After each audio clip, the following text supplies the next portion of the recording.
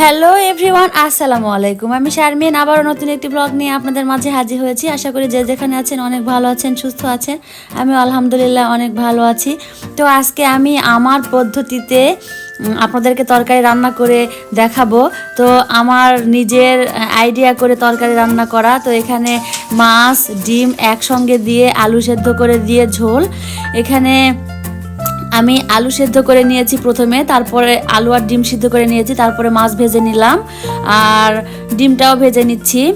আর এখানে আমি আলুটা আগে তেলানি করে ভেজে নিচ্ছি, তারপরে মশলা দিব, দিয়ে কষিয়ে নিব। আর আপু ভাইয়ারা আমার পদ্ধতিটা কেমন হয়েছে অবশ্যই কমেন্ট করে জানাবেন। তো আমি ভেবেছি যে একবেলা ডিম খাবো আর একবেলা মাছ খাবো, এই ভেবে আমি তরকারিটা রান্না করেছি।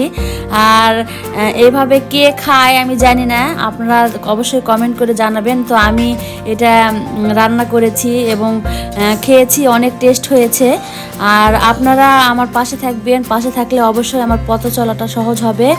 আর আমার ফেসবুক পেজ ফলো করে পাশে থাকবেন। আর যারা ইউটিউবে দেখছেন তারা ইউটিউবে সাবস্ক্রাইব করে পাশে থাকবেন, এটাই আর কি চাওয়া। তো আপু ভাইয়ারা এই যে দেখুন, আমি তরকারি কষিয়ে নিয়ে ঝোল দিয়ে দিয়েছি, এখন রেডি রান্না। তো আমার ছেলে খেয়ে বলছে দেখুন। তো আজকের মতো ভিডিওটি এই পর্যন্ত। সবাই ভালো থাকবেন, সুস্থ থাকবেন। আল্লাহ হাফেজ।